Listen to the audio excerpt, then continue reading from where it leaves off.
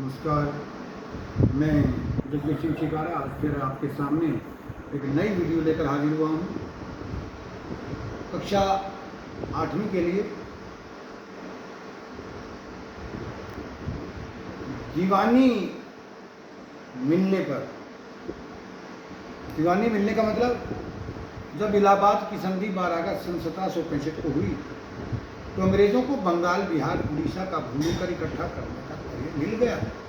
दीवानी का मतलब होता है टैक्स, भूमि कर का कार्य जब मिला तो ईस्ट इंडिया कंपनी को अर्थात अंग्रेज़ों को किस तरह फायदा मिला, फायदा पहुंचा। दीवानी मिलने से ईस्ट इंडिया कंपनी को से फायदा पहुंचा, लाभ हुआ। दीवानी मिलने के साथ ही कंपनी ने बंगाल के विशाल राजस्व संसाधनों पर अधिकार कर लिया। अर्थात पहले अंग्रेजों को वहाँ सोना चांदी देकर व्यापार करना पड़ता था। आज भूमि कर इकट्ठा करने का कार्य उन्होंने स्वयं अपने हाथों में ले लिया। भारतीय पैसा उन्हें मिलने लग गया। अन्य दूसरे संसाधन जो थे उनका अधिकार हो गया। आज उन्हें उनके खजाने बढ़ते ही जा रहे थे। दीवानी मिलने के बाद तो ब्रिटेन से सोना लाना बंद कर दिया। अब कंपनी भारत से होने वाली आमदनी के सहारे ही अपने खर्चे पूरे कर सकती थी, खर्चे पूरे कर रही थी। और भारत के से प्राप्त कमाई से कंपनी भारत में सूती तथा रेशमी कपड़ा खरीद सकती थी, अपनी फौजों के खर्च पूरे कर सकती थी और कलकत्ता में किले और अपने ऑफिस अर्थात दफ्तर बनाने का कार्य भी कर सकती थी, उनका खर्च उठा सकती थी। कहने का मतलब क्या है, इसमें असल में फायदा क्या पहुंचा? अंग्रेजों को पैसा मिला। हिंदुस्तान का बहुत बड़ा जो राज्य था बंगाल, उसके साथ लगते बिहार, उड़ीसा, वहाँ से जो उस समय आय का जो प्रमुख साधन था वो था भूमि से प्राप्त होने वाला लगान, टैक्स। अब वो पैसा हिंदुस्तानी करेंसी जो थी वो उनको मिल गई। अब उन्हें इंग्लैंड से नहीं लाना पड़ता था, सोना नहीं लाना पड़ता था, चांदी नहीं लानी पड़ती थी। यहीं के पैसे से सस्ती दरों पर चीज़ें खरीदते और महंगी दरों पर जाकर यूरोप की मंडियों में होती। उनको किले बनाने की अनुमति नहीं लेनी पड़ी, उनको व्यापार की आज्ञा नहीं लेनी पड़ी, अपने ऑफिस भी स्थापित कर सकते थे। इसलिए जब भूमि कर का कार्य मिला तो माला माल होते चले। इसी तरह हमारा दूसरा प्रश्न है, east India company Tipu Sultan को खतरा क्यों मानती थी? जानते हैं टीपू सुल्तान कौन था? हैदर अली का पुत्र था। हैदर अली की मृत्यु के पश्चात 10 दिसंबर सन 1782 को वह गद्दी पर बैठा था। उसने अंग्रेजों के साथ युद्ध किए और अंत में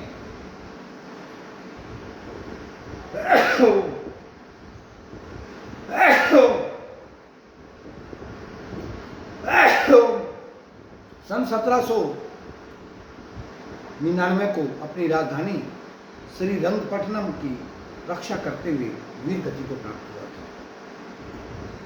ये वो भारतीय शख्स था, वो भारतीय शासक था जिसने मैसूर की रक्षा के लिए अपनी जान की बाजी कर लगाई। तो अंग्रेज इसे अपने लिए खतरा क्यों मानते थे, इस प्रश्न में हम पढ़ेंगे। टीपू सुल्तान एक शक्तिशाली शासक था जिनके नेतृत्व में मैसूर की ताकत काफी बढ़ चुकी थी। दक्षिणी भारत की एक रियासत थी।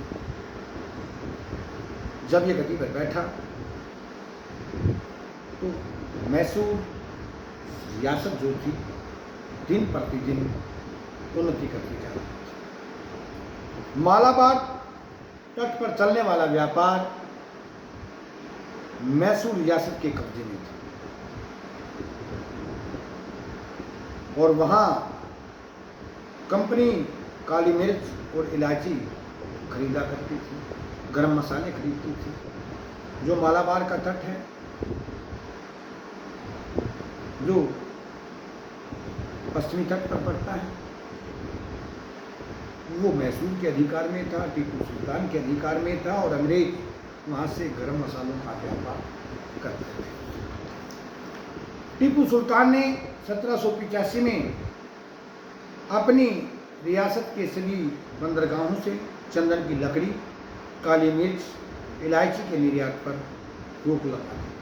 उसने बैन कर दिया, प्रतिबंध लगा दिया कि चंदन की लकड़ी जो है, काली मिर्च जो अर्थात गरम मसाले जो हैं, इलायची वगैरह, ये यहाँ से व्यापार नहीं होगा, पूर्णतः रोक लगा दिया। और टीपू सुल्तान ने स्थानीय सौदागरों को भी कंपनी के साथ व्यापार करने से मना कर दिया कि कोई भी